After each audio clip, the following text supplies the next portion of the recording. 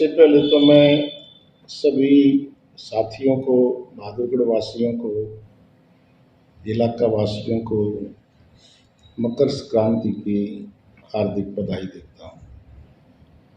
ये त्यौहार ऐसे अवसर पर आता है जब सर्दी कम होनी शुरू हो जाती है और लोग इस दिन स्नान का बड़ा महत्व है। चाहे गंगा सागर की बात हो, चाहे हरिद्वार की बात हो, चाहे कुरुक्षेत्र की बात हो, स्नान का बड़ा महत्व है। और इस टाइम हमारी गेहूँ की फसल भी ठंड के कारण बहुत अच्छी शक्ल में आ जाती है, तो किसान को इस बात की भी खुशी होती है कि फसल जो है वो अच्छी हो रही है। और जो आपसी सम्मान है एक दूसरे का, बड़े का सम्मान किया जाता है। बड़े को कंबल या चद्दर दे के उसको सम्मानित किया जाता है अपने घर के बुजुर्ग को। उसको हम वैसे भाषा में ये भी कहते हैं कि भाई वृद्ध को मनाना है। चाहे वो मनाना की बात नहीं, उसको सम्मान करने की बात है। मनाने में तो कोई रूठा हो तो मनाए, नहीं तो घर में सब आदमी खुशी से रहते हैं। तो बड़ों का सम्मान करना है, चाहे वो महिला है चाहे वो पुरुष है। हमारे घरों में बड़े का सम्मान किया जाता है इस दिन। ये सम्मान करने का एक बहुत बड़ा अवसर होता है। और जनवरी के महीने में बहुत ही खास महत्व त्यौहार आते हैं। अब एक त्यौहार रामलला का मनाने जा रहे हैं सरकार, उसके बारे में क्या कहना चाहेंगे? नहीं, सरकार की आप बात कर रहे हो, सरकार रामलला का त्यौहार मनाए, सरकार का ही कर्तव्य नहीं होता। ये तो धार्मिक गुरुओं का काम होता है। और अयोध्या के मंदिर का जो प्राण प्रतिष्ठा का आयोजन है, ये पूरी तरह से राजनीतिक आयोजन है। राम का हम सब मानते हैं, राम हमारे रोम रोम में है, राम हमारे श्वास श्वास में है।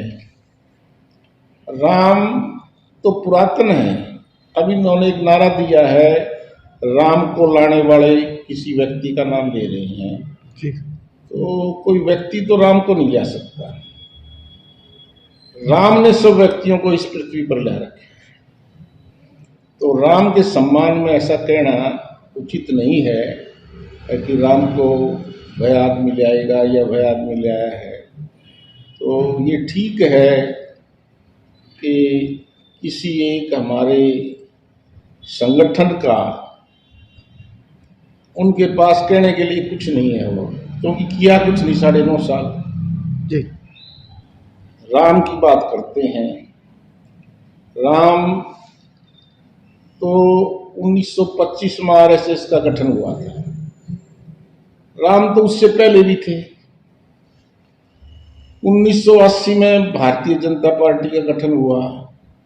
राम उससे भी पहले थे। राम तो इस देश के आधार हैं। राम राजनीति का जरिया नहीं होना चाहिए। राम एक आस्था के प्रतीक हैं और भारत की पहचान है। और मंदिर का निर्माण हो, ये अच्छी बात है। मंदिर तो ये अयोध्या में बन रहा है और भारत में और दुनिया में बहुत मंदिर हैं। तो हर मंदिर का अपना अपना अलग अलग महत्व है। हमारे दक्षिण भारत में ऐसे ऐसे मंदिर हैं जिनका जितना भी उसको देखो तो बड़ा अच्छे शिल्प के वो नमूने हैं। तो मंदिर तो अच्छी बात है। भगवान का नाम लेना, राम का नाम लेना, भगवान कृष्ण का नाम लेना, हनुमान जी का नाम लेना, जो भी है वो अच्छी बात है। हमारे देश की ये परंपरा है। प्रधान जी, इसका असर कल देखने को मिलेगा मकर संक्रांति का असर? क्या असर? श्री राम का जो कार्यक्रम आयोजन होने जा रहा है 22 जनवरी को, तो इसका असर कल दिखाई देगा कुछ? क्योंकि नहीं, हिंदुओं का वो कभी भी नहीं दिखाई देगा। वो सब लोग समझते हैं। बल्कि हमारे चारों शंकराचार्यों ने इस आयोजन का बहिष्कार किया है, जी क्योंकि ये सनातन रीति से प्राण प्रतिष्ठा का कार्यक्रम नहीं हो रहा। ये क्योंकि राजनीति का भूत सवार यानी है। वोट बैंक बनाने के लिए वोट बैंक को बनाने के लिए राम वोट बैंक नहीं है। राम तो आस्था है हमारी। तो ये हमारे जो हमारे धर्म के हेड हैं वही इसको गलत बता रहे हैं, तो फिर बाकी कहने के लिए कुछ बच नहीं जाता। प्रेम बंसल जी से बात करेंगे। जी सर, कुछ कहना चाहेंगे? इसके बारे में जी जी मैं प्रेमचंद बंसल, सबसे पहले तो मैं भादगढ़ वासियों का इसकी बधाई देना चाहता हूँ। और नंबर 2, ये मकर संक्रांति जो है ये हिंदू धर्म का एक पवित्र त्यौहार है। यह पर्व पूरे भारत में किसी न किसी रूप में मनाया जाता है। जी जब भगवान सूर्य मकर राशि में प्रवेश करता है तब मकर संक्रांति को मनाया जाता है। मेन तो इसका कारण ये है। पर आजकल क्या है, इसको जोड़ा गया है कि अलग अलग उससे मनाया जाता है। जैसे घर में है तो घर में अपने बड़ों का मान सम्मान करना, और सबसे महत्वपूर्ण है इसमें दान पुण्य किया जाता है। दान पुण्य जी सर, ऐसा है कि जैसे हम हरियाणा में रहते हैं हाँ, तो एक ही चीज और है, मकर चुरमा भी संक्रांति खासकर मनाया जाता है, ऐसा है? नहीं, गौशालाओं में उस दिन दान का बड़ा महत्व है। इस दिन दान- गौशालाओं में वहाँ आयोजन होते हैं और दान देते हैं, जिससे पूरे साल जो है लोगों की सेवा होती है।